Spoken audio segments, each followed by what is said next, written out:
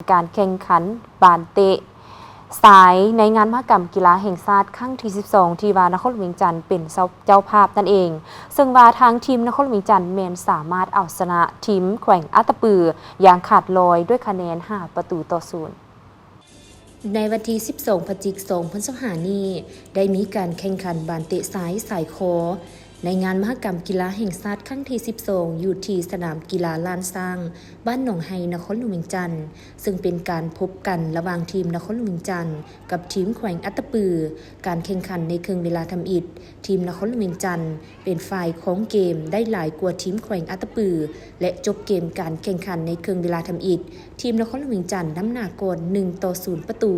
เข้าสู่การแข่งขันในครึ่งเวลาที่2เกมได้ดำเนินไปด้วยความดุเดือดต่างฝ่ายก็เปิดเกมบุกใส่กันเฮ็ดให้บรรยากาศของการแข่งขันดำเนินไปด้วยความฝุดฟื้นมวลซืนจนฮอดครบ90 นาทีหมดเวลาการแข่งขันประกาศผลทีมนครหลวงเวียงจันทร์สามารถเอาชนะทีมแขวงอัตตปือได้อย่างขาดลอย5 ประตูต่อ 0ท่านบุญมีเหลี่ยมสัญญาจักรรองประธานสหพันธ์บานเตะนครหลวงเวียงจันทร์ได้ให้สัมภาษณ์ว่าสำหรับเป้าหมายการแข่งขันกีฬาครั้งนี้แมนมุงไซเหรียญคำเนื่องจากเขาเป็นเจ้าภาพซึ่งก่อนจะลงสนามการแข่งขันบรรดานักกีฬาได้เก็บตัวฝึกซ้อมมาเป็นระยะเวลา2 เดือนกว่าและได้ฝึกซ้อมเป็นประจำทุกๆวันเพื่อเก็บความพร้อมรอบด้านบ่ว่าจะเป็นด้านทักษะเทคนิคต่างๆซึ่งการแข่งขันครั้งนี้เป็นรอบทำอิฐของพวกเขาที่มีความภาคภูมิใจหลายที่ทีมบานเตะนครหลวงพวกเขา